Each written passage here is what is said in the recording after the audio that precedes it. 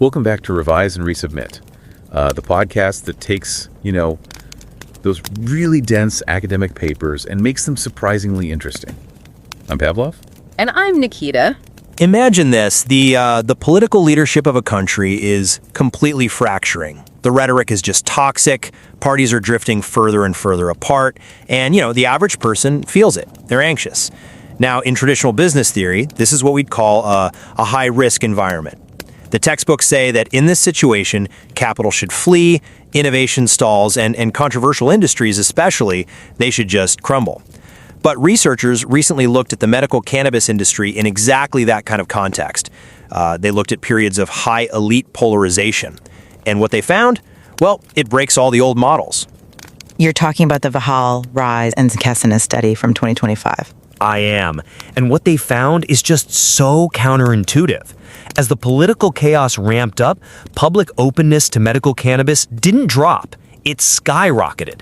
The breakdown of, respectable norms at the top was basically a signal to the public that the old rules were gone. It validated counter-normative behavior. The chaos literally created a ladder for the stigmatized to climb.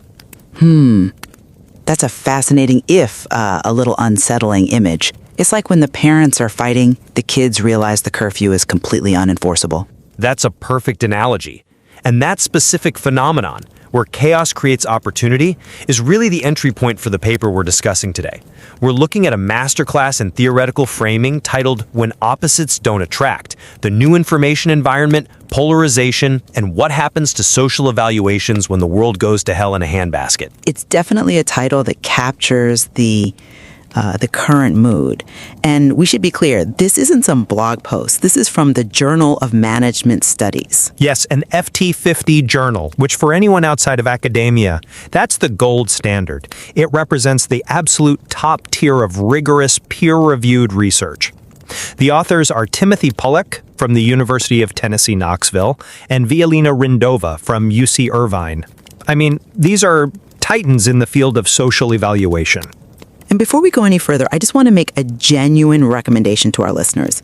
Whether you're a subscriber to this show, a tenured professor, or, just someone trying to make sense of the news, please go to the show notes and click the link. Make some time to read this full text. It's dense, sure, but it provides a vocabulary for the confusion I think we're all living through. Absolutely. It's a piece of theory that acts like a lens. Once you look through it, you really can't unsee the patterns. So let's try to explain this paper for someone who might be new to academic research, maybe just starting their own journey into social theory. Let's start with the simple English summary. I think the best place to start is with the old world. For the last 50 years or so, management theory has been built on what you'd call a consensus model. The assumption was that for an organization to succeed, to have legitimacy, it needed to appeal to the general public. You wanted the average person to trust you. You wanted to be the median. Right. You wanted to be Campbell's soup. Safe, ubiquitous, and generally liked by everyone from a radical leftist to a staunch conservative. That was the whole goal. Broad appeal. But Pollock and Rindova argue that the new information environment, and that's driven by algorithms, the removal of editorial gatekeepers, social media, that this new environment has just obliterated that general public. It simply doesn't exist anymore. And because it doesn't exist, the authors argue we have to completely rethink 5 foundational concepts: legitimacy, reputation, status, celebrity, and stigma. We are moving from a world of averages to a world of conflict. Okay, and this is where I feel I need to step in with my perspective. I agree that the medium has shifted. Of course. We've gone from 3 TV channels to 3 billion TikTok feeds. But I fundamentally disagree with the implication that objective reality and broad consensus are obsolete concepts. The paper seems to suggest that rational assessment is being replaced entirely by tribalism. I would argue that a bridge that falls down is still a bad bridge regardless of your politics. Competence still matters. We shouldn't let the noise of Twitter trick us into thinking that gravity has changed. Competence matters, yeah. But the social evaluation of that competence is no longer uniform. My position, and the authors, is that shared reality has withered away. Organizations can't seek broad legitimacy anymore because gaining status in one group now automatically creates enemies in another. You just can't be Campbell's soup in a culture war. If you try to please everyone, you please no one. That's a pretty bleak view of society, suggesting we're incapable of finding any common ground. But, okay, let's test that theory against the concepts in the paper. Let's start with the first big one, legitimacy. Let's do it. So in sociology, we often use W. Richard Scott's 3 pillars of legitimacy. The first one is the regulatory pillar. This is simple. Are you following the law? Historically, this was the baseline. We all kind of agreed on what was legal and what was illegal. Right, because there was a shared understanding of the legal system of the courts. Correct. But the authors draw a really jarring comparison here. They compare the civil rights protests of the 1960s to the January 6th Capitol attack. It's a heavy comparison for sure, but break down the theoretical mechanism for us. Well, in the 60s, protesters engaged in good trouble. They broke the law to highlight that the law itself was immoral, but they generally accepted the consequences. There was a shared understanding of what the law was. The authors argue that today, the regulatory pillar is weaponized. You look at January 6th. To one bubble, those people were insurrectionists breaking the law. To the other bubble, they were patriots upholding the Constitution. There's no longer a consensus on the event itself. I see the parallel. So you're saying that legality is now subjective and it's based on your media diet. Precisely. If a CEO gets investigated by a regulatory body, half the country sees justice, the other half sees a witch hunt. That regulatory pillar just doesn't provide a universal baseline for legitimacy anymore. It's another front in the culture war. Okay, I will concede that political legitimacy is fractured. But does this really apply to, selling widgets? The authors mentioned the cognitive pillar of legitimacy. This is the taken for grantedness of things. When I walk into a coffee shop, I don't question the legitimacy of the transaction. I don't wonder if the barista is some political operative. That cognitive legitimacy is still very much intact for, I'd say, 90% of the economy. Is it, or is it just lagging behind?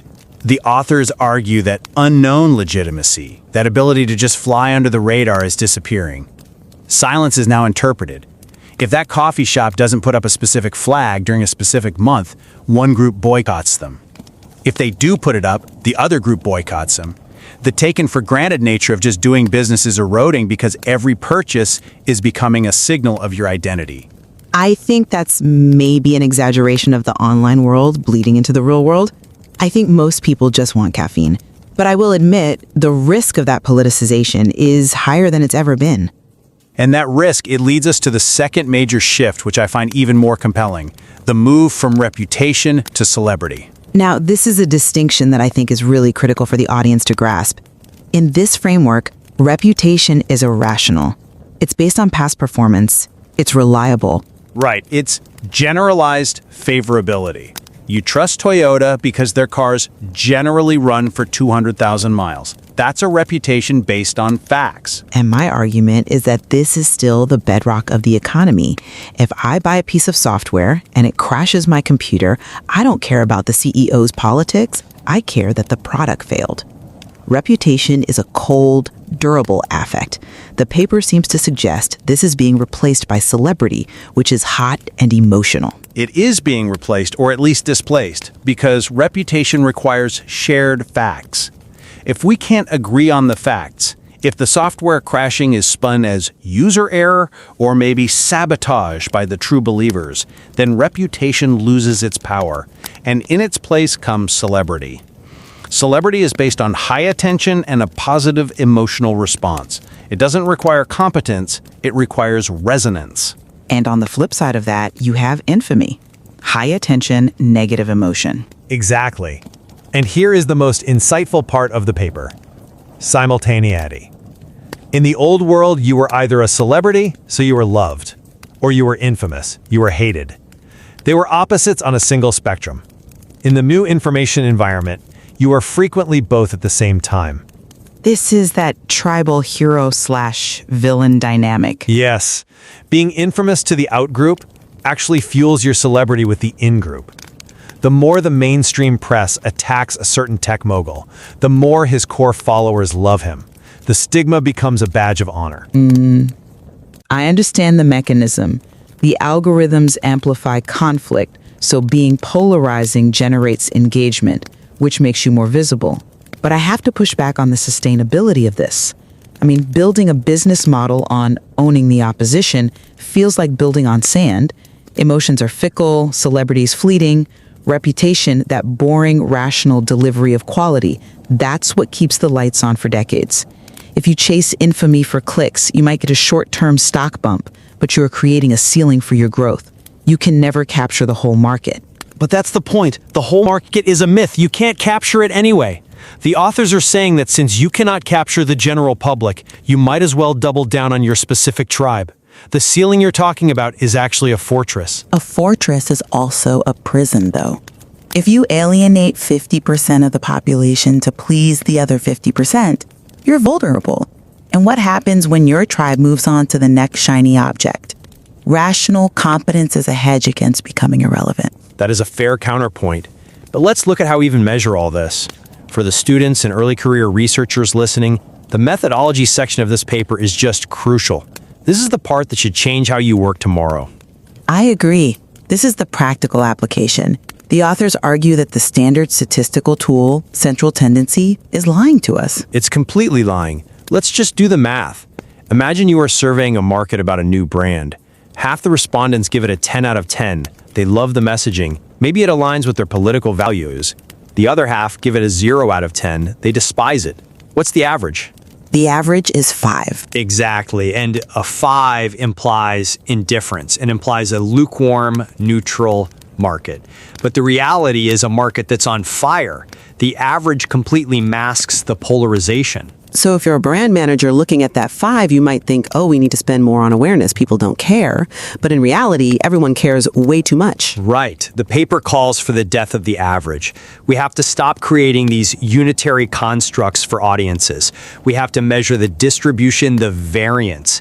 If you're starting your thesis, look for the bimodal distributions. That's where the real story is. But this creates a massive headache for research. I mean, if we can't generalize to a public, are we just studying thousands of microtribes? How do you build a theory of management if everything is, it depends on which subreddit you're on? It's harder, no doubt. But they offer a specific tool, the Schwartz Value Survey. Which brings psychology right into the boardroom. It does. Instead of just asking, do you like this, we need to map the audience's underlying values. Schwartz identifies values like conservation, so tradition, security, versus openness to change, hedonism, stimulation, or self-enhancement, power, achievement, versus self-transcendence, benevolence, universalism. So when we see a spike in sales or a boycott, we shouldn't just look at the demographics, age, income, geography. We need to look at the value map. Exactly. When someone clicks like on a controversial post, they are doing identity work. They're signaling, I am a person who values tradition over hedonism. The evaluation of the company is secondary to the expression of the self. That shifts the field from economics to sociology. We're not analyzing transactions anymore. We're analyzing signals. And that requires what the authors call spectrum thinking. We have to accept that different groups are living in different realities with different fact sets. You can't model a single impact of a corporate announcement.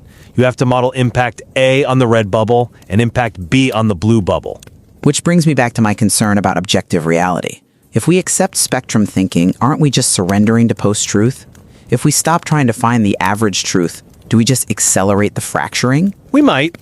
But the authors would argue that as researchers, our job is to describe the world as it is, not as we wish it were.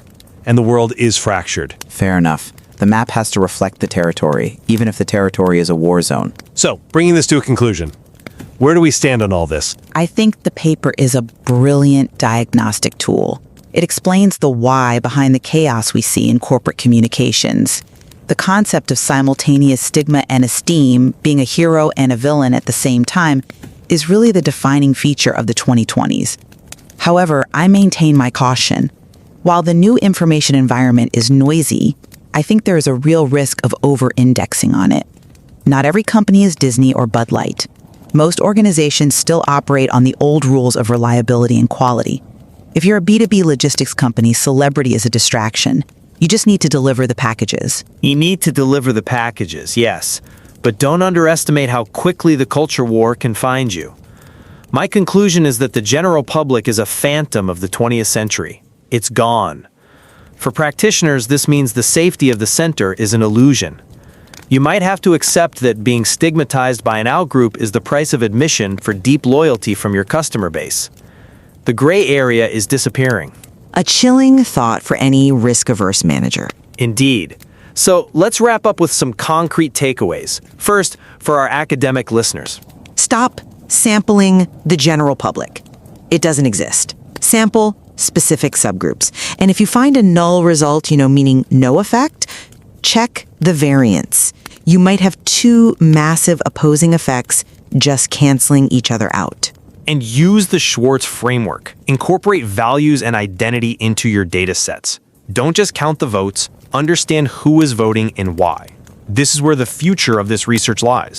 And for the practitioners, the CMOs and CEOs who might be listening, stop trying to please everyone. A general good reputation is likely impossible in the current climate.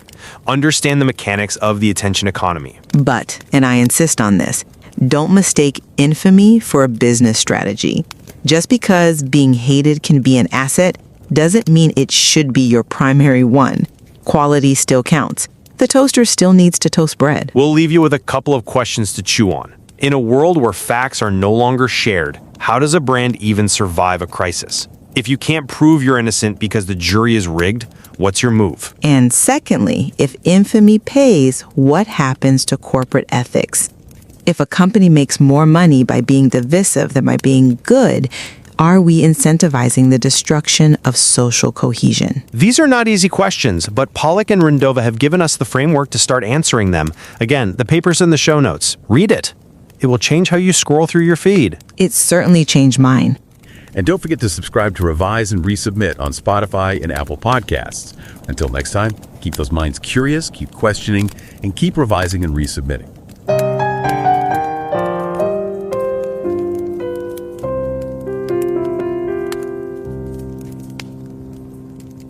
Revise and রিসাবমিটে স্বাগতম। আমি Pavlov. আর আমি নিকিতা। আমি সেদিন একটা ব্যাপার দেখছিলাম আর কি, একটা বড় কফি চেন তারা তাদের কাপে একটা বিশেষ সামাজিক বার্তা ছাপালো, আর মুহূর্তের মধ্যে অনলাইনে যা শুরু হলো। একদল মানুষ তো প্রশংসায় ভাসিয়ে দিচ্ছে, বলছে বাহ, একটা কোম্পানি অবশেষে সমাজের কথা ভাবছে। ঠিক একই সময়ে আর একটা দল রীতিমতো বয়কটের ডাক দিয়েছে। তাদের কথা হলো, কফি বিক্রি করতে এসে এত জ্ঞান কেন, আর কখনো এদের কফি খাবো না। ভাবুন তো, একই কাজ কিন্তু দুটো একেবারে বিপরীত প্রতিক্রিয়া। আগে তো ভালো কাজ করলে সুনাম হতো, এখন মনে হচ্ছে ভালো বা মন্দ কি সেটাই যেন আর এক থাকছে না। কেন একই জিনিসকে আমরা এত ভিন্নভাবে দেখছি? এই প্রশ্নটাই কিন্তু আজকের আলোচনার একেবারে কেন্দ্রে। এই যে ভালো মন্দের ধারণাটাই আপেক্ষিক হয়ে যাচ্ছে, এর পেছনের কারণটা কি? আর আমরা সৌভাগ্যবান যে এই জটিল বিষয়টাকে বোঝার জন্য একটা অসাধারণ গবেষণাপত্র আমাদের হাতে আছে। এটি বিশ্বখ্যাত জার্নাল অফ ম্যানেজমেন্ট স্টাডিজে প্রকাশিত। এটা কিন্তু একাডেমিক জগতে অত্যন্ত সম্মানীয় একটি FT50 তালিকাভুক্ত জার্নাল। গবেষণাপত্রটির শিরোনামটাও দারুণ, When Opposites Don't Attract: The New Information Environment, Polarization, and What Happens to Social Evaluations When World Goes to Hell in a Handbasket। এর লেখক হলেন ইউনিভার্সিটি অফ টেনেসি নক্সভিলের টিমোথি জি পলক এবং university of California আরভাইনের Violina P রিন্দোভা। আর শুরুতেই একটা অনুরোধ করতে চাই, আমাদের এই আলোচনা তো সবাই শুনবেনই, কিন্তু আমরা চাইব সবাই যেন একটু সময় বের করে মূল গবেষণাপত্রটা পড়েন। এটা অনেক পরিশ্রম আর গভীর চিন্তার ফসল। লিঙ্কটা শুনোটসে দেওয়া আছে। আমাদের চ্যানেল সাবস্ক্রাইব করা হোক বা না হোক, এই লেখাটা পড়া খুব জরুরি বলে আমার মনে হয়। অবশ্যই। আচ্ছা, একটা বিষয় দিয়ে শুরু করি। যারা হয়তো সবে একাডেমিক গবেষণা শুরু করতে যাচ্ছেন, তাদের জন্য এই পেপারটা কেন গুরুত্বপূর্ণ হতে পারে? এটা একটা চমৎকার প্রশ্ন। দেখুন, এটি একটি তাত্ত্বিক গবেষণাপত্র বা থিওরিটিক্যাল এসে। এর মানে কি? মানে হলো লেখকরা নতুন করে কোনো ডেটা সংগ্রহ করেননি, ভাবুন, কোনো ল্যাবে না গিয়ে বা হাজার হাজার মানুষের সার্ভে না করেই একটা যুগান্তকারী চিন্তা তুলে ধরা। লেখকরা এখানে একজন ডিটেকটিভের মতো কাজ করেছেন। তারা পুরনো সব সূত্র বা গবেষণা এক জায়গায় করে এমন একটা ছবি এঁকেছেন যা আগে কেউ দেখেনি। নতুন গবেষকদের জন্য এটা একটা বিরাট ইন্সপিরেশন হতে পারে, তাই না? যে বড় আইডিয়ার জন্য সবসময় নতুন ডেটার প্রয়োজন হয় না। দারুণ বলেছেন, ডিটেকটিভের মতো সূত্র মেলানো। তাহলে সেই ছবির মূল বিষয়বস্তুটা কি? লেখকরা বলছেন আমরা এক থেকে অনেকের যুগ থেকে অনেকের যুগে চলে এসেছি। মানে আগে যেমন কয়েকটি টিভি চ্যানেল বা পত্রিকা খবর দিত আর আমরা সবাই শুনতাম, এখন ফেসবুক, টুইটার, ইউটিউবের যুগে আমরা সবাই কথা বলছি, আবার সবাই শুনছি। তথ্যের উপর আগের মতো আর কোনো নিয়ন্ত্রণ নেই। ঠিক তাই। আর এই নিয়ন্ত্রণহীন পরিবেশে একটা বড় ঘটনা ঘটছে, সামাজিক মেরুকরণ বা পোলারাইজেশন। মানে আমরা সবাই নিজেদের মতামত বা বিশ্বাসের ছোট ছোট দলে ভাগ হয়ে যাচ্ছি। সোশ্যাল মিডিয়ার অ্যালগোরিদম আমাদের সেই সব তথ্যই বেশি দেখায় যা আমাদের ধারণার সাথে মেলে। ফলে আমরা একটা ইকো চেম্বার বা প্রতিধ্বনি চেম্বারে ঢুকে পড়ছি, যেখানে নিজের মতের বাইরের কিছু শোনাই যায় না। আর এই গবেষণাপত্রটি ঠিক এই জায়গাটাতে প্রশ্ন তুলেছে। এই নতুন তথ্য পরিবেশ আর এই বিভাজন, এই দুটো মিলে কিভাবে কোনো সংস্থা বা ব্যক্তির সামাজিক মূল্যায়নকে, মানে সমাজ তাকে কিভাবে দেখছে, সেটাকে আমূল বদলে দিচ্ছে। লেখকরা এখানে 5টা মূল্যায়নের কথা বলেছেন: বৈধতা, সুনাম, মর্যাদা, তাড়াখ্যাতি বা কুখ্যাতি, আর কলঙ্ক বা সম্মান। হ্যাঁ, এবং তারা দেখিয়েছেন যে এই মূল্যায়নের ভিত্তিটাই এখন নড়ে গেছে। কারণ যে কোনো মূল্যায়নের জন্য সমাজে কিছু সাধারণ বিশ্বাস বা শেয়ার্ড ভ্যালুজ থাকা দরকার, যেমন সততা ভালো, দুর্নীতি খারাপ, এই ধরনের কিছু বেসিক ধারণা। মেরুকরণ সেই শেয়ার্ড ভ্যালুজকে ভেঙে দিচ্ছে। ফলে ভালো মন্দ, ঠিক ভুলের ধারণাগুলোই এখন আপেক্ষিক হয়ে পড়ছে। তাহলে চলুন এই 5টা মূল্যায়নের ওপর এর প্রভাবটা কি সেটা একটু ভেঙে দেখি। প্রথমে আসা যাক বৈধতা বা লিজিটিমেসির কথায়। একটা কোম্পানির কাজ বৈধ কিনা সেটা তো আগে মোটামুটি একটা সাধারণ ধারণার ওপর নির্ভর করত। এখন কি? এখন লেখকরা বলছেন একটা কনফ্লিক্ট মডেল তৈরি হয়েছে। মানে একটা কাজ একই সাথে এক গোষ্ঠীর কাছে সম্পূর্ণ বৈধ এবং অন্য গোষ্ঠীর কাছে পুরোপুরি অবৈধ হতে পারে। যেমন ধরুন, একটা তেল কোম্পানি পরিবেশ রক্ষার জন্য কার্বন নিঃসরণ কমানোর একটা বড় প্রজেক্ট নিল। পরিবেশবাদীদের দল বলবে এটা অত্যন্ত জরুরি এবং বৈধ একটা পদক্ষেপ। আবার আরেকটা দল যারা মনে করে এতে অর্থনৈতিক ক্ষতি হবে, তারা বলবে এটা ব্যবসার ওপর একটা অবৈধ চাপ। তার মানে বৈধতার কোনো সার্বজনীন ধারণা আর থাকছে না। এটা এখন পুরোপুরি নির্ভর করছে আপনি কোন দলের লোক তার ওপর। মাঝখানের ধূসর জায়গাটা হারিয়ে যাচ্ছে। হয় আপনি ঠিক, নয়তো আপনি ভুল। একদম। এর ফলে সার্বিকভাবে বৈধতার মূল্য হয়তো কমছে, কিন্তু নিজের গোষ্ঠীর মধ্যে এর গুরুত্ব বহুগুণ বেড়ে যাচ্ছে। গোষ্ঠীর কাছে বৈধ থাকাটাই এখন মূল লক্ষ্য হয়ে দাঁড়িয়েছে। তাহলে বৈধতা এখন গোষ্ঠীর বিশ্বাসের ব্যাপার হয়ে দাঁড়িয়েছে। কিন্তু সুনাম বা রেপুটেশনের কি হবে? আমরা তো মনে করি সুনাম নির্ভর করে কোয়ালিটির ওপর। একটা কোম্পানি ভালো পণ্য বানালে বা ভালো সার্ভিস দিলে তার সুনাম হবেই। এই মেরুকরণের যুগে সেটাও কি বদলে যাচ্ছে? এটাই এই গবেষণার সবচেয়ে চমকপ্রদ দিকগুলোর একটা।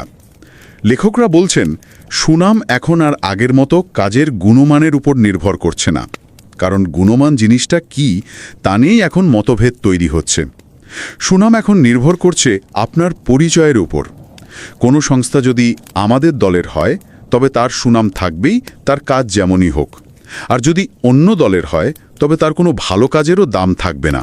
ঠিক যেন রাজনীতির মাঠের মতো, যেখানে একজন নেতার সমর্থকরা তার কোনো ভুলই দেখতে পায় না, আর বিরোধীরা কোনো ভালো কাজকেও স্বীকৃতি দেয় না।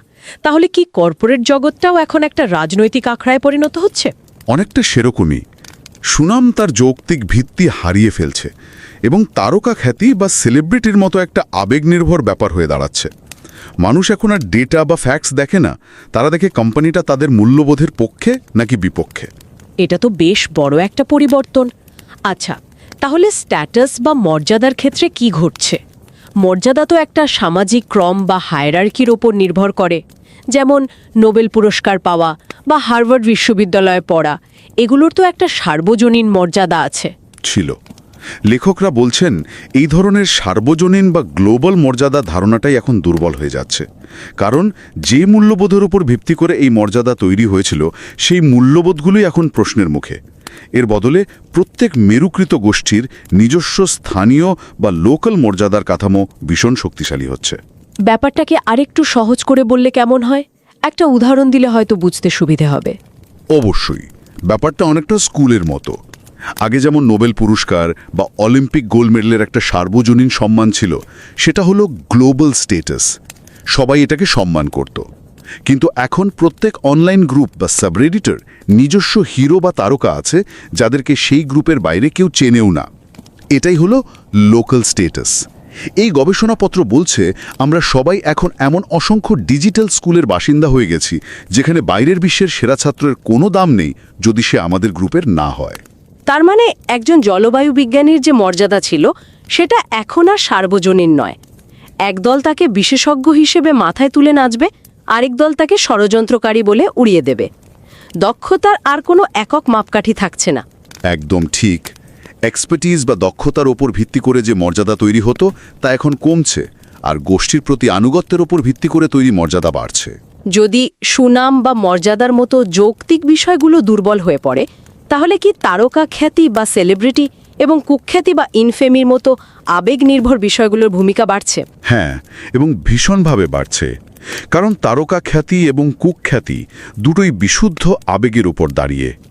সোশ্যাল মিডিয়া এবং মেরুকরণ এই আবেগকেই আরও তীব্র করে তোলে। একটা সংস্থা বা ব্যক্তি তার নিজের গোষ্ঠীর কাছে রাতারাতি তারকা হয়ে উঠতে পারে, এবং ঠিক একই কাজের জন্য বিরোধী গোষ্ঠীর কাছে হয়ে যেতে পারে কুখ্যাত। আর এই আবেগটা তো ক্রমাগত যোগান দেওয়া হয়, তাই না? লাইক, শেয়ার, কমেন্টের মাধ্যমে। ঠিক তাই। আর লেখকরা এখানে একটা গুরুত্বপূর্ণ কথা বলেছেন। এই মেরুকরণের ফলে তারকা খ্যাতি এবং কুখ্যাতি দুটোই আগের চেয়ে অনেক বেশি টেকসই বা ডিউরেবল হচ্ছে। কারণ গোষ্ঠীগুলো নিজেদের হিরোদের ক্রমাগত প্রশংসা করে আর শত্রুদের নিন্দা করে সেই আবেগটাকে সবসময় তাজা রাখে। আগে হয়তো একটা বিতর্ক কয়েকদিন পর থেমে যেত, এখন সেটা বছরের পর বছর চলতে থাকে, কারণ দুটো পক্ষই তাদের আবেগটি টিকিয়ে রাখতে চায়। ভাবা যায়। তাহলে আমাদের তালিকার শেষ বিষয়টায় আসি, কলঙ্ক বা স্টিগমা এবং সম্মান বা এস্টিম। কলঙ্ক তো সাধারণত কোনো গভীর নৈতিক ভুলের সঙ্গে জড়িত। এখানে মেরুকরণের প্রভাবটা কি? মেরুকরণ এই নৈতিক বিচারকে আরও তীক্ষ্ণ করে তুলেছে। এটাকে এখন একটা অস্ত্র হিসেবে ব্যবহার করার সুযোগ তৈরি হয়েছে। এখন বিরোধী গোষ্ঠীর কাউকে বা কোনো সংস্থাকে কলঙ্কিত করাটা নিজের গোষ্ঠীর কাছে সম্মান বা এস্টিম অর্জনের একটা সহজ উপায় হয়ে দাঁড়িয়েছে। লেখকরা এখানে এস্টিম বা সম্মানকে কলঙ্কের ইতিবাচক প্রতিপক্ষ হিসেবে দেখছেন, যা গভীর নৈতিক মূল্যবোধের উপর ভিত্তি করে তৈরি হয়। তার মানে আমি যদি বিপক্ষ দলের কাউকে দেশদ্রোহী বলে কলঙ্কিত করতে পারি, তাহলে আমার নিজের দলের কাছে আমার সম্মান বেড়ে যাবে। ঠিক। এবং সবচেয়ে অদ্ভুত ব্যাপার হলো, যে বৈশিষ্ট্য বা কাজের জন্য একটা গোষ্ঠী কাউকে কলঙ্কিত করছে, ঠিক সেই একই বৈশিষ্ট্য বা কাজের জন্য অন্য একটা গোষ্ঠী তাকে সম্মান জানাচ্ছে, তাকে হিরো বানাচ্ছে। যেমন কোনো হুইসল ব্লোয়ার এক দলের কাছে নায়ক, আরেক দলের কাছে বিশ্বাসঘাতক। কলঙ্ক আর সম্মান এখন একই মুদ্রার এপিটোপিট হয়ে গেছে, যা নির্ভর করছে আপনি কোন দিক থেকে দেখছেন তার ওপর। তাহলে যদি পুরো আলোচনাটা এক জায়গায় আনি, ব্যাপারটা দাঁড়াচ্ছে বৈধতা, সুনাম আর মর্যাদার মতো যৌক্তিক মূল্যায়নগুলোর সার্বজনীন আবেদন কমে যাচ্ছে। এগুলো এখন আর সবার জন্য এক নয়, বরং গোষ্ঠীকেন্দ্রিক হয়ে পড়ছে। একদম। এবং একই সাথে তারকা খ্যাতি, কুখ্যাতি, কলঙ্ক আর সম্মানের মতো পুরোপুরি আবেগ নির্ভর মূল্যায়নগুলোর প্রভাব এবং স্থায়িত্ব দুটোই বাড়ছে। কারণ এই নতুন তথ্য পরিবেশ আর সোশ্যাল মিডিয়া আবেগকে তীব্র করার জন্য একটা আদর্শ জায়গা। যুক্তি হারিয়ে যাচ্ছে আর আবেগ জায়গা করে নিচ্ছে। এই বিশ্লেষণটা তো একই সাথে দারুণ এবং কিছুটা ভীতিকরও।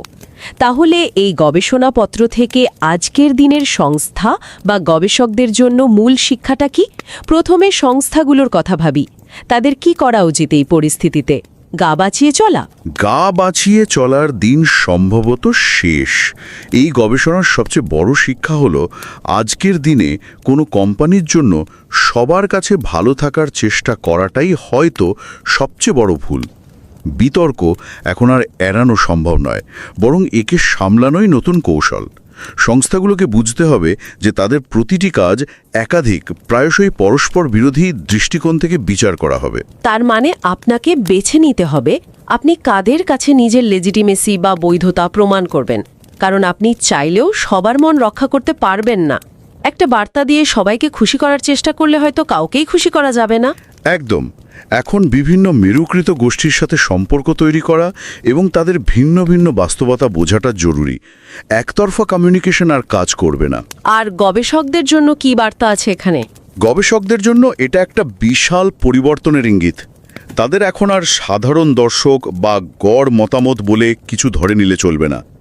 গবেষণা করার সময় পরিষ্কারভাবে বলতে হবে তারা কোন নির্দিষ্ট দর্শকের দৃষ্টিকোণ থেকে মূল্যায়ন করছেন। মানুষের মূল্যবোধ এবং পরিচয়কে এখন গবেষণার কেন্দ্রে আনতে হবে। আর ডিজিটাল প্ল্যাটফর্মগুলো যেমন রেডিট বা বিভিন্ন অনলাইন ফোরাম মানুষের এই গোষ্ঠীগত আচরণ বোঝার জন্য গবেষণার এক নতুন খনি খুলে দিয়েছে। সত্যি ভাবনার অনেক খোরাক জোগাল আজকের আলোচনা। শেষ করার আগে দুটো প্রশ্ন মাথায় ঘুরছে। যদি কোনো বিষয়ে সাধারণ মতামত বা ঐক্যমত্য তৈরি করা প্রায় অসম্ভব হয়ে পড়ে, তাহলে বড় বড় সংস্থাগুলো, এমনকি সরকার, কিভাবে এমন সিদ্ধান্ত নেবে যা সমাজের সব গোষ্ঠীকে প্রভাবিত করে? তারা কিভাবে এক দলের তীব্র সমর্থন আর অন্য দলের তীব্র বিরোধিতার মধ্যে ভারসাম্য আনবে? এটা একটা $1 মিলিয়ন প্রশ্ন। আর এর সাথে আরও একটা বিষয়ে যোগ করা যায়। কৃত্রিম বুদ্ধিমত্তা বা এআই দিয়ে তৈরি কন্টেন্ট যখন এই নতুন তথ্য পরিবেশকে আরও জটিল করে তুলবে, যখন সত্যি মিথ্যার ফারাক করাই কঠিন হয়ে যাবে, তখন এই সামাজিক মূল্যায়ন আর মেরুকরণের গতিপথ কোন দিকে যাবে? এটা কি আমাদের বাস্তবতাকে আরও খণ্ডিত করে ফেলবে, নাকি এর ভেতর থেকে কোনো নতুন ধরনের সত্য উঠে আসবে?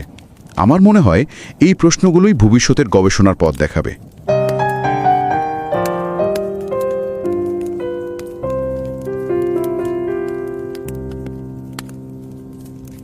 नमस्कार। रिवाइज एंड रीसबमिट में आपका स्वागत है।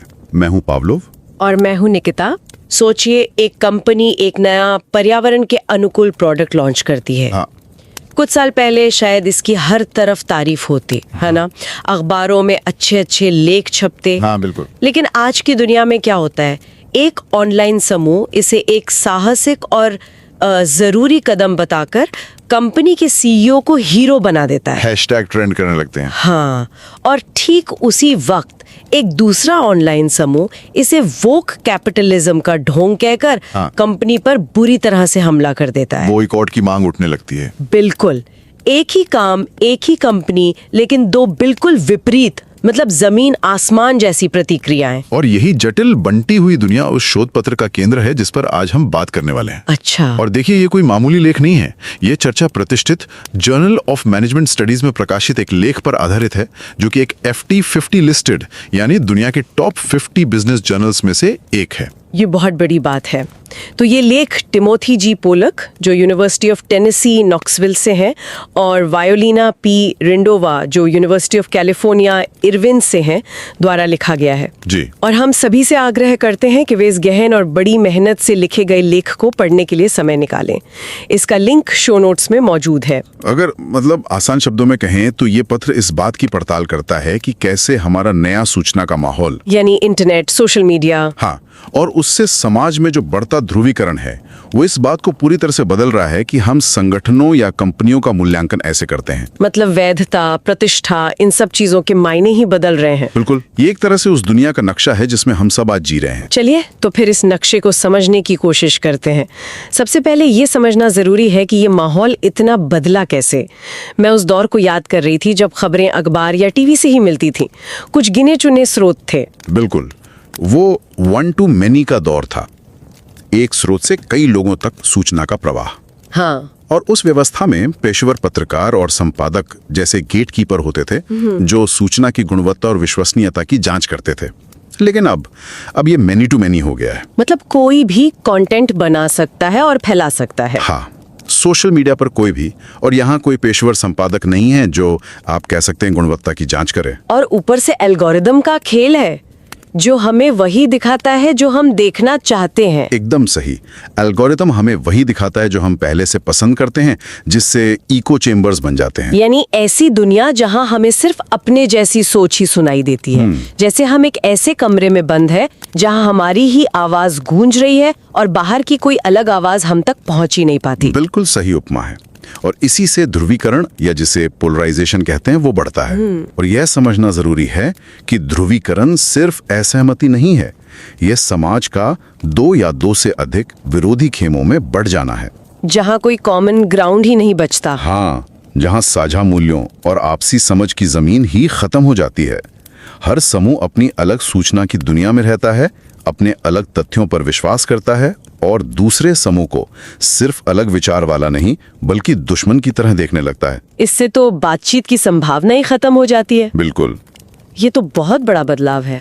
तो चलिए अब इस पर आते हैं कि इस बंटी हुई दुनिया का संगठनों के सामाजिक मूल्यांकन पर क्या असर हो रहा है। यह लेख 5 तरह के मूल्यांकनों पर इस बदलाव के असर की जांच करता है, जो मुझे लगता है किसी भी नए शोधकर्ता के लिए एक बेहतरीन फ्रेमवर्क है। हाँ बिल्कुल है। तो पहला है वैधता, यानी लेजिटिमेसी। हाँ, वैधता। इसका मतलब है कि किसी संगठन के काम को समाज में उचित, सही या स्वीकार्य माना जाता है या नहीं। ठीक है। सोचिए, पहले वैधता एक शांत झील की तरह थी, जहां लगभग सब सहमत थे कि पानी कहां तक है, किनारे कहां हैं। लेकिन अब ध्रुवीकरण ने उस झील में 2 बड़ी विरोधी लहरें पैदा कर दी हैं। अच्छा। एक लहर कहती है ये बिल्कुल सही है, दूसरी कहती है ये बिल्कुल गलत है। मतलब जो बीच की शांत जमीन थी, जहां थोड़ी बहुत असहमति हो सकती थी, वो ग्रे एरिया अब गायब हो गया है। बिल्कुल। वो जमीन इन 2 विरोधी लहरों के नीचे आप समझिए डूब गई है।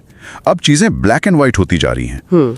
एक समूह के लिए जो नैतिक रूप से जरूरी है, वो दूसरे के लिए पूरी तरह अस्वीकार्य हो सकता है। इसलिए एक संगठन जो एक समूह की नजरों में वैधता हासिल करता है, वो लगभग तय तौर पर दूसरे समूह की नजरों में अपनी वैधता खो देता है। उसे एक पक्ष चुनना ही पड़ता है। हाँ, एक तरह से। ये तो कंपनियों के लिए बहुत मुश्किल स्थिति है। अगर वैधता ही अब एक समूह के लिए हाँ और दूसरे के लिए ना बन गई है, तो उसकी प्रतिष्ठा यानी रेप्यूटेशन का क्या होगा? अच्छा सवाल है। प्रतिष्ठा तो हम हमेशा ठोस प्रदर्शन से जोड़कर देखते थे कि कंपनी का प्रोडक्ट कैसा है, उसकी सर्विस कैसी है। क्या वो भी अब सिर्फ विचारों का खेल बनकर रह गई है? ये एक बहुत अच्छा सवाल है और लेख इसी की गहराई में जाता है। हाँ, पहले प्रतिष्ठा एक कंपनी के रिपोर्ट कार्ड जैसी थी। सही बात है। नंबर अच्छे हैं तो प्रतिष्ठा अच्छी। लेकिन अब वो रिपोर्ट कार्ड नहीं बल्कि एक टीम जर्सी बन गई है। टीम जर्सी, ये दिलचस्प है, इसे थोड़ा और समझाइए। मतलब ये कि अगर आप हमारी टीम की जर्सी पहने हैं तो आप अच्छे हैं, भले ही आपका खेल कैसा भी हो। अच्छा। और अगर आप दूसरी टीम में हैं तो आप दुश्मन हैं, भले ही आप कितने ही अच्छे खिलाड़ी क्यों ना हो। ओहो। किसी संगठन के प्रति लोगों का नजरिया अब इस बात पर ज्यादा निर्भर करता है कि देखने वाला किस वैचारिक टीम का हिस्सा है। एक समूह के मूल्यों से मेल न खाने पर कंपनी की अच्छी गुणवत्ता को भी नजरअंदाज किया जा सकता है। वाह, मतलब एक कंपनी की सालों की मेहनत से कमाई प्रतिष्ठा रातों रात सिर्फ इसलिए खराब हो सकती है क्योंकि उसे दूसरी टीम का मान लिया गया। बिल्कुल। तो क्या प्रतिष्ठा की एक भरोसेमंद संपत्ति के रूप में कीमत कम हो रही है? एक तरह से हाँ। अगर आपकी प्रतिष्ठा सिर्फ आपके समूह के भीतर ही अच्छी है और दूसरे समूह के लिए बेहद खराब है, तो उसका व्यापक मूल्य कम हो जाता है। यह अब एक सार्वभौमिक सिग्नल नहीं रह गया है कि यह संगठन भरोसे के लायक है। यह सिर्फ एक सिग्नल बन गया है कि यह संगठन हम में से एक है। ये हमें तीसरे मूल्यांकन की ओर ले जाता है, दर्जा यानी स्टेटस। हाँ, जैसे किसी प्रतिष्ठित विश्वविद्यालय या बड़ी कंपनी का दर्जा, ये तो सालों की परंपरा और सम्मान से बनता है। क्या उस पर भी असर पड़ रहा है? दर्जा एक सामाजिक सीढ़ी में आपकी रैंक है और यह इस बात पर निर्भर करता है कि समाज किन चीजों को महत्व देता है। ठीक। ध्रुवीकरण उन मूल्यों पर ही सवाल उठाता है जिन पर यह सीढ़ी आधारित है। अच्छा। वैश्विक दर्जा जैसे किसी एलीट यूनिवर्सिटी का, वो अब कमजोर हो रहा है क्योंकि उसके मूल्य अब सार्वभौमिक रूप से स्वीकार्य नहीं है। मतलब एक समूह उन्हें उत्कृष्टता के प्रतीक के रूप में देख सकता है, जबकि दूसरा समूह उन्हें एक घमंडी और समाज से कटी हुई संस्था के रूप में देख सकता है जो उनके मूल्यों का विरोध करती है। लेकिन एक मिनट, क्या ये हमेशा बुरा है? हो सकता है कुछ एलीट संस्थानों के दर्जे को चुनौती देना जरूरी भी हो। क्या ये पेपर इस पहलू पर भी बात करता है? यह एक बहुत जरूरी सवाल है। देखिए, यह पत्र इस पर कोई नैतिक फैसला नहीं सुनाता कि यह अच्छा है या बुरा। यह सिर्फ इसके परिणाम की ओर इशारा करता है। और परिणाम क्या है? परिणाम यह है कि समाज में सम्मान की एक साझा सीढ़ी कमजोर पड़ रही है। साथ ही विशेषज्ञता पर आधारित दर्जे की कीमत भी कम हो रही है। मतलब नए सूचना वातावरण में विशेषज्ञ की राय को अक्सर खारिज कर दिया जाता है अगर वो किसी समूह की पहले से बनी हुई राय से मेल नहीं खाती। मतलब अब एक्सपर्ट की डिग्री से ज्यादा जरूरी ये हो गया है कि वो हमारे ग्रुप का है या नहीं। हाँ बिल्कुल, ये तो ज्ञान की पूरी बुनियाद को ही हिला देता है। बिल्कुल, और ये सब कुछ बहुत भावनात्मक है, जो हमें अगले बिंदु पर लाता है, प्रसिद्धि और बदनामी, यानी सेलिब्रिटी एंड इन्फमी। सेलिब्रिटी एंड इन्फमी, हाँ, ये तो सोशल मीडिया के दौर का सबसे बड़ा सच लगता है। हाँ, ये तो जैसे इस पूरी आग में पेट्रोल डालने जैसा है। एकदम। लेख का तर्क है कि इस नए माहौल ने सबसे ज्यादा इसी मूल्यांकन को प्रभावित किया है। ध्रुवीकरण भावनाओं पर फलता फूलता है, अपने समूह के लिए प्यार और दूसरे समूह के लिए गुस्सा। सही। प्रसिद्धि और बदनामी दोनों ही तीव्र भावनात्मक प्रतिक्रियाओं पर आधारित हैं। इसलिए अपने समूह के भीतर किसी संगठन की प्रसिद्धि और बाहरी समूह के लिए बदनामी बहुत तेज, गहरी और टिकाऊ हो जाती है।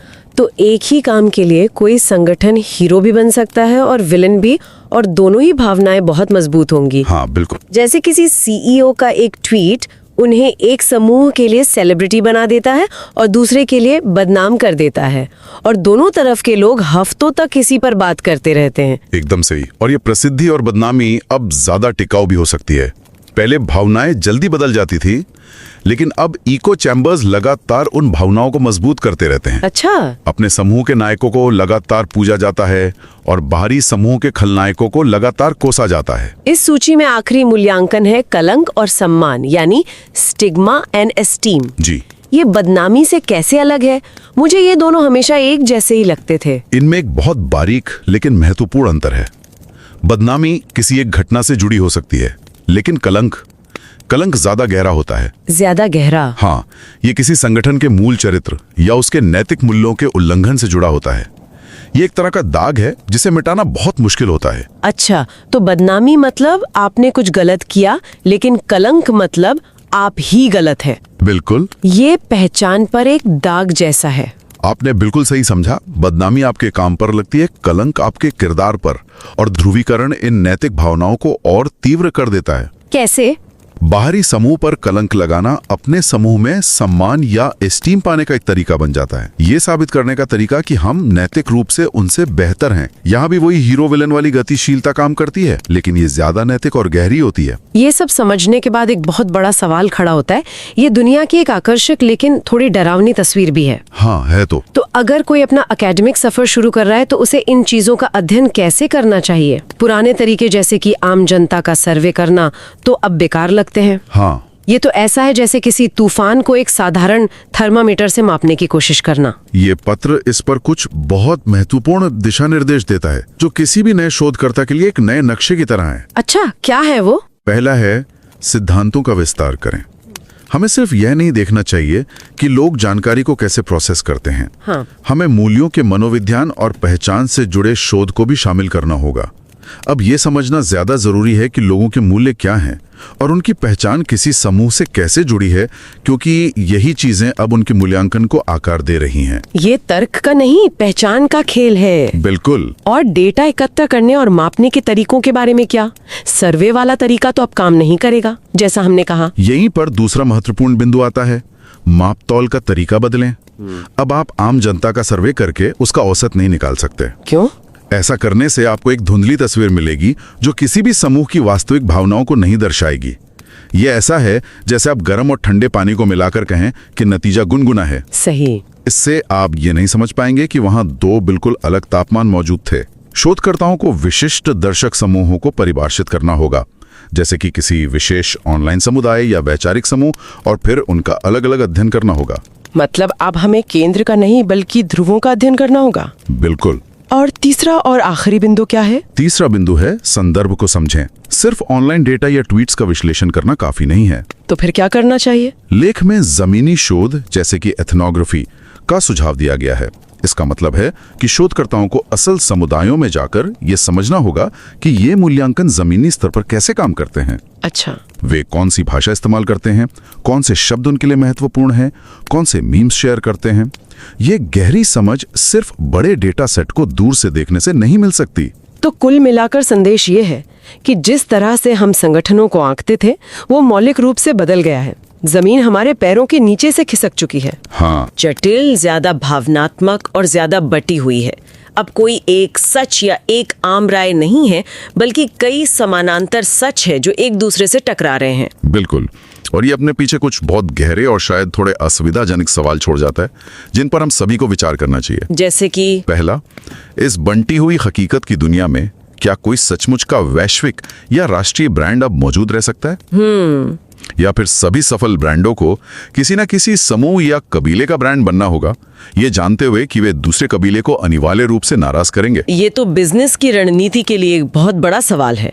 चुप रहना भी अब एक पक्ष लेने जैसा हो गया है। दूसरा, अगर विशेषज्ञता पर आधारित दर्जे में गिरावट आ रही है, तो समाज में गुणवत्ता और विश्वास के विश्वसनीय संकेत के रूप में इसकी जगह क्या लेगा? हाँ। हम कैसे तय करेंगे कि किस डॉक्टर, किस वैज्ञानिक या किस संस्था पर भरोसा किया जाए, जब हर विशेषज्ञ की राय को किसी न किसी वैचारिक चश्मे से देखा और परखा जाएगा? और शायद सबसे ज्यादा परेशान करने वाला सवाल भविष्य को लेकर है। हाँ, जैसे जैसे AI द्वारा बनाया गया कंटेंट हकीकत और भ्रम के बीच की रेखा को और धुंधला करेगा, तब क्या होगा? तब ध्रुवीकरण और सामाजिक मूल्यांकन की ये गतिशीलता कितनी और तीव्र होगी। जब हम ये भी नहीं जान पाएंगे कि जो हम देख या पढ़ रहे हैं वो असली है या नकली, तब हम किसी भी संगठन या व्यक्ति का मूल्यांकन कैसे करेंगे? वाकई इन सवालों का जवाब खोजना आने वाले समय में शोधकर्ताओं और समाज दोनों के लिए एक बहुत बड़ी चुनौती होगी। वाकई ये सोचने पर मजबूर करने वाली बात है। ऐसा लगता है कि हम एक ऐसी दुनिया में जी रहे हैं जहाँ के नक्शे हर पल हमारे आंखों के सामने ही दोबारा बनाए जा रहे हैं। सोचने के लिए बहुत कुछ है।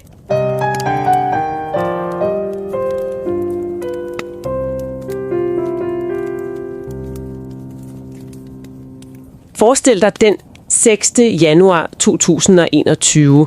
Du ser billederne på skærmen. Mennesker, der vælter hegn, presser sig forbi politiet for at trænge ind i den amerikanske kongresbygning. For millioner af mennesker verden over var det jo et chokerende og voldeligt angreb på selve demokratiets hjerte, et kupforsøg. Men for dem, der var der, og for deres mange, mange støtter, var det noget helt andet. Det var en retfærdig protest, et sidste desperat forsøg på at forsvare deres land og deres værdier mod en eller anden korrupt elite. Den præcise samme begivenhed, to fuldstændig uforenelige virkeligheder. Du sendte os en artikel, der netop tager fat i roden af det her fænomen, og det er et virkelig, virkelig godt valg, for den stiller det helt store spørgsmål.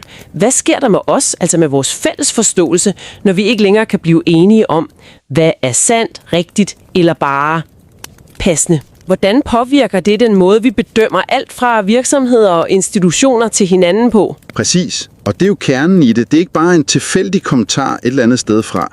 Kilden, vi bygger vores samtale på i dag, er en utrolig tankevækkende artikel fra Journal of Management Studies. Og det er altså værd at nævne, at det tidsskrift er på Financial Times prestigefyldte FT50-liste. Okay, så det er den absolute verdenselite. Ja, det er det. Inden for ledelsesforskning, så vi er i rigtig, rigtig godt selskab. Forfatterne er også 2 sværvægter på området, Timothy J. Pollock fra University of Tennessee in Knoxville, og Violina P. Rindova fra University of California in Irvine. Og her er en stærk opfordring til dig, der lytter med. Især hvis du måske er ved at starte din egen forskningsrejse. Uanset om du følger os fast eller ej, så gør dig selv den tjeneste og læs den her artikel. Den er et mesterstykke, altså i hvordan man bygger et stærkt teoretisk argument op fra bunden. Den er omhyggeligt udformet og har været igennem en benhård fagfællebedømmelse. Vi har selvfølgelig lagt et link i shownoterne. Men lad os starte med at koge essensen ned. Helt grundlæggende, hvad er det, de argumenterer for? Helt grundlæggende argumenterer de for, at vi har forladt en verden, hvor en håndfuld store medier, du ved, de gamle aviser og tv-stationer, de definerede mere eller mindre en fælles virkelighed for os alle. Ja. I dag befinder vi os i det, de kalder et nyt informationsmiljø, og det er langt mere fragmenteret, kaotisk. Den fælles referenceramme er simpelthen smuldret. Og hvad dækker det begreb, det nye informationsmiljø, egentlig over? Det er et afgørende skifte. Førhen havde vi det, man kalder en-til-mange kommunikation. Altså en avis, der sender ud til tusindvis af læsere. Lige præcis. En avis trykte, tusindvis læste. En tv-station sendte, millioner så med. I dag er det mange til mange.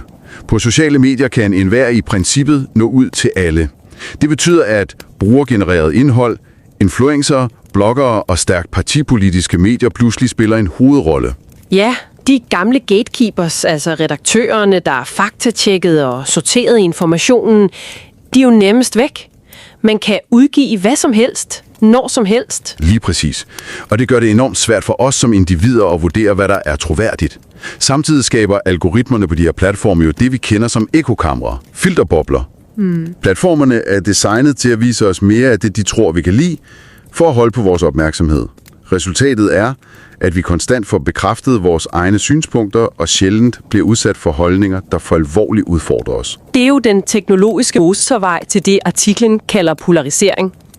Jeg tror, at de fleste af os kan genkende den der følelse. At ens eget feed på sociale medier er et rart og hyggeligt sted, hvor alle er enige, men at verden udenfor virker fuldstændig vanvittig. Uforståelig. Netop. Og polariseringen, som forfatterne definerer det, er ikke bare uenighed. Det er en tilstand, hvor holdninger ikke længere ligger spredt på et spektrum fra venstre mod højre, men i stedet klumper sig sammen i to modsatrettede, uforsonlige ekstremer. Okay. Og det underminerer hele grundlaget for, hvordan vi som samfund bedømmer ting. Grupper i hver deres boble opererer med vidt forskellige sæt af fakta, værdier og normer. De taler forbi hinanden, fordi de simpelthen ikke længere deler den samme virkelighed. Okay, lad os pakke det her ud, for det er her, det bliver rigtig, rigtig interessant. Forfatterne viser, hvordan den her nye polariserede virkelighed fuldstændig forandrer 5 centrale måder, vi evaluerer verden på. Lad os starte med den helt store. Legitimitet. Før i tiden var vi vel stort set enige om spillereglerne for, hvad der var legitimt. Ja, traditionelt forstod vi legitimitet som noget, der var baseret på en bred social konsensus. En handling var passende og rigtig, fordi den stemte overens med fælles normer og værdier. Men den konsensus er forsvundet. Den er fuldstændig forsvundet. Tænk på vores åbningseksempel. For den ene gruppe var stormen på kongressen dybt illegitimt, et brud på alle demokratiske spilleregler. For den anden gruppe var den fuldstændig legitim. Det var jo netop et forsvar for demokratiet, som de mente var blevet stjålet. Så legitimitet er ikke længere noget, vi er fælles om at definere. Nej. Men noget, man kæmper om at definere. Præcis. Det bliver sort-hvidt, og det afhænger udelukkende af, hvilken side du står på. Artiklen argumenterer for, at vi er nødt til at skifte vores teoretiske model fra en konsensusmodel til en konfliktmodel for overhovedet at kunne forstå, hvad legitimitet betyder i dag. Det er en kampplads. Okay, det giver mening for noget så politisk som stormen på kongressen. Men gælder det samme for noget så grundlæggende som en virksomhedsomdømme?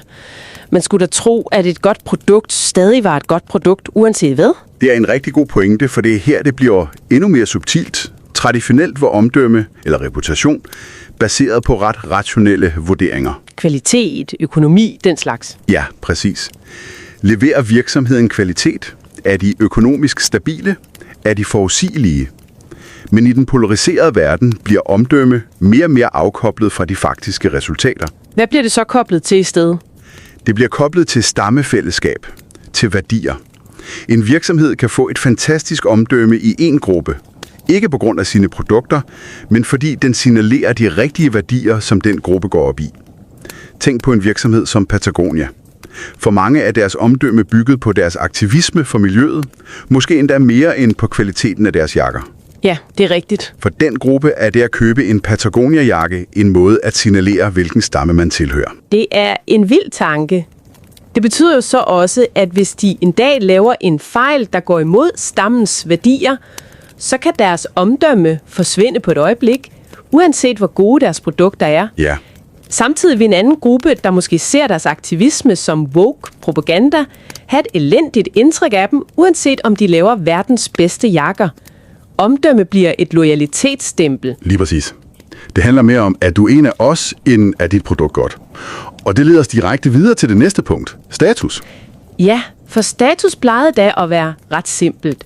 Man gik på et fint universitet, fik en Nobelpris, eller ens restaurant fik Michelin-stjerner. Der var en anerkendt rangorden. Ja, vi havde det, man kan kalde globale statushierarkier, som de fleste anerkendte. Men i den nye virkelighed mister den globale statusværdi.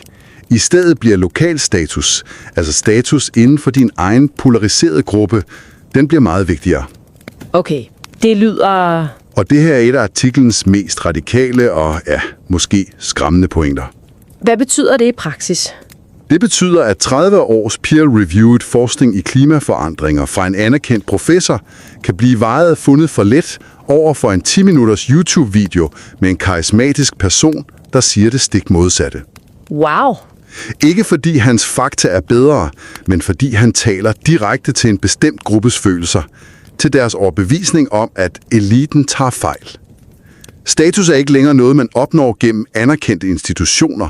Det er noget, man tildeles af sin stamme for at være den bedste til at bekræfte stammens verdensbillede. Det er sjovt, det med lokal status. Jeg tænker på min onkel.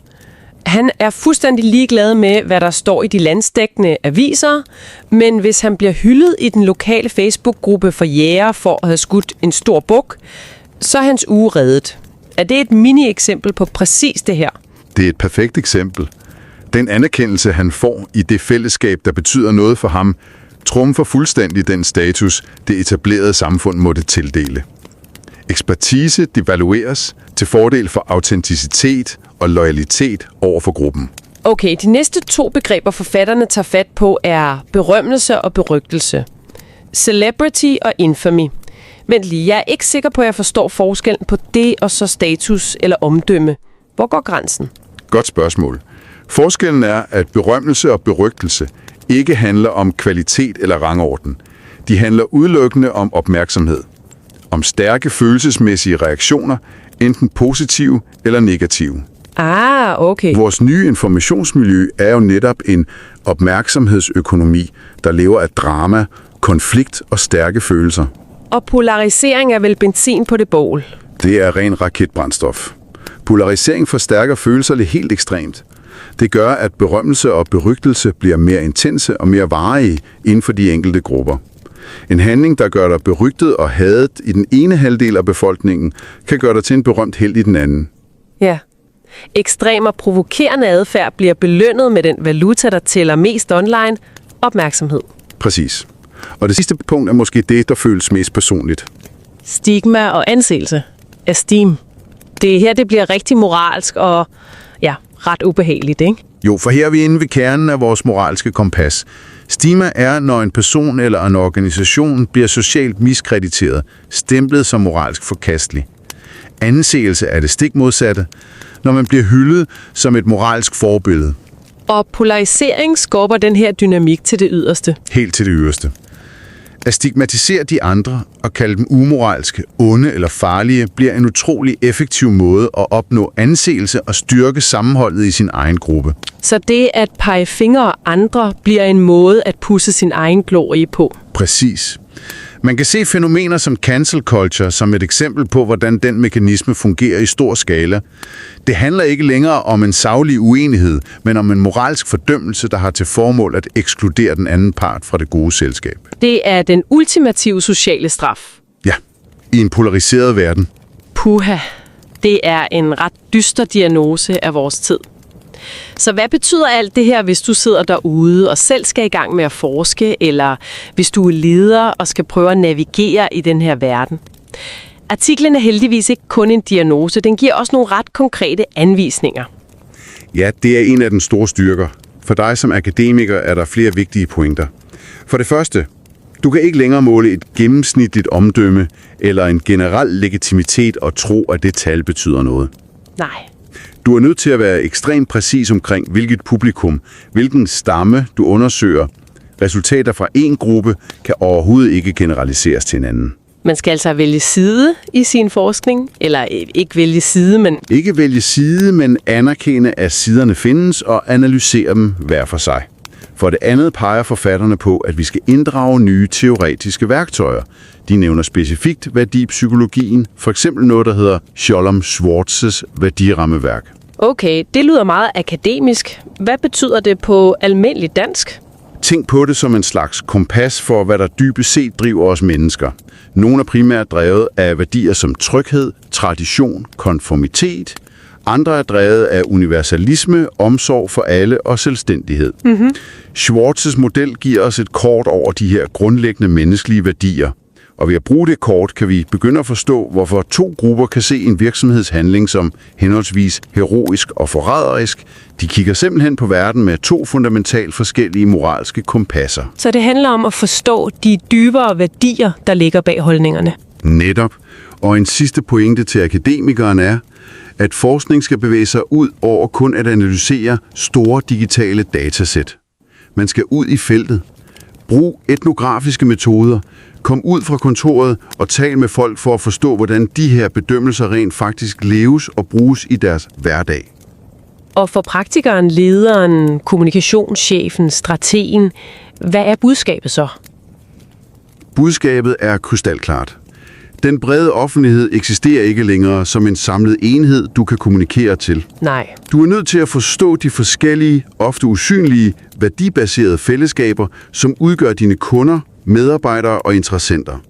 Og du må acceptere, at en handling kan skabe enorm anseelse i en gruppe, og samtidig føre til en shitstorm og stigmatisering i en anden. Det er blevet næsten umuligt at gøre alle tilfredse. Det lyder som en umulig situation. Man er damned if you do, damned if you don't. Det er det på mange måder.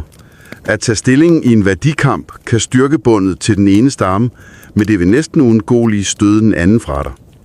At forholde sig neutralt kan blive set som moralsk fejhed af begge sider. Ja, det er rigtigt. Udfordringen er at opgive illusionen om, at vi lever i en fælles virkelighed, og i stedet lære at navigere i en verden med flere dybt modstridende virkeligheder. Så artiklen giver os altså et sprog og en ramme til at forstå, hvorfor alt føles så konfliktfyldt. Det er en verden, hvor følelser, moral og gruppetilhørsforhold ofte trumfer det, vi engang kaldte fakta og rationelle argumenter. Lige præcis. Og det efterlader os med et sidste provokerende spørgsmål til dig. Artiklen fokuserer på, hvordan polarisering påvirker de her sociale bedømmelser. Men hvad nu, hvis årsagssammenhængen også går den anden vej? Okay. I en verden, hvor traditionelle institutioner som medierne, videnskaben, regeringerne mister deres autoritet, mister deres magt til at tildele status og legitimitet, er det så de her nye, følelsesladede og gruppebaserede bedømmelser som berømmelse, anseelse og stigma, der er ved at blive de nye primære kilder til social orden. Wow! Er vi vidne til fødslen af et helt nyt system for, hvordan vi beslutter, hvad og hvem der har værdi? Et system, der ikke er bygget på konsensus, men på en evig kamp mellem digitale stammer, der hver især kæmper for at definere virkeligheden.